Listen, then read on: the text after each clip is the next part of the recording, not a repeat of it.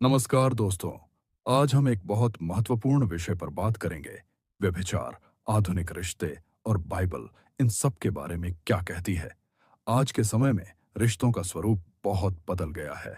Girlfriend, boyfriend, live in और कई तरह के संबंध जो बाइबल की योजना से बिल्कुल अलग दिशा में जा रहे हैं। तो चलिए इसे सरल और सम्मानजनक भाषा में समझते हैं। सबसे पहले बाइबल हमें विवाह के बारे में बताती है। उत्पत्ति 2:24 में लिखा है, पति और पत्नी एक देह होंगे। परमेश्वर ने विवाह को एक पवित्र वाचा बनाया, एक ऐसा संबंध जो प्रेम, विश्वास और आजीवन समर्पण पर आधारित है। इसीलिए बाइबल व्यभिचार को गंभीर पाप मानती है।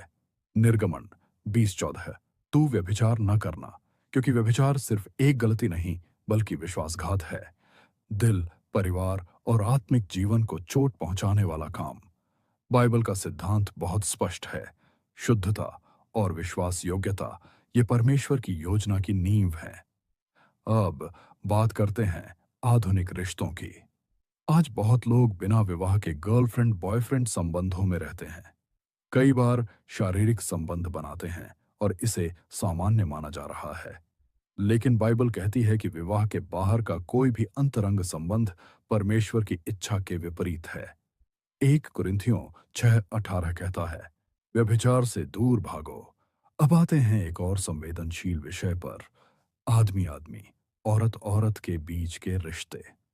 ये बहुत सम्मान के साथ कहना जरूरी है कि बाइबल इन संबंधों को परमेश्वर की योजना का हिस्सा नहीं मानती। रोमियो 1:2-6 में लिखा है कि यह वे व्यवहार हैं जो परमेश्वर की मूल रचना, पुरुष और स्त्री से अलग हो जाते हैं। इसका मतलब यह नहीं कि बाइबल किसी से नफरत सिखाती है। नहीं, बाइबल हर इंसान से प्रेम और सम्मान करने की शिक्षा देती है। लेकिन साथ ही वह यह भी स्पष्ट करती है कि परमेश्वर ने विवाह और अंतरंगता को पुरुष और स्त्री के बीच ही बनाया है। बाइबल का उद्देश्य किसी को नीचा दिखाना नहीं है, बल्कि हमें यह समझाना है कि परमेश्वर की मूल योजना में ही सच्ची शांति, सुरक्षा और आशीष मिलती है। यीशु मसीह ने स्वयं कहा कि गलत रास्ते से लौटने वाले हर व्यक्ति को क्षमा और नया जीवन मिलता है। 1 यूहन्ना 1:9 कहता है, अगर हम अपने पाप स्वीकार करें तो परमेश्वर क्षमा करता है और शुद्ध करता है।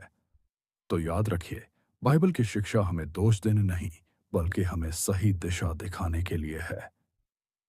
एक ऐसा जीवन जिसमें पवित्रता हो, विश्वास योग्यता हो, सम्मान हो और परमेश्वर की योजना का पालन हो। धन्यवाद। अगर यह संदेश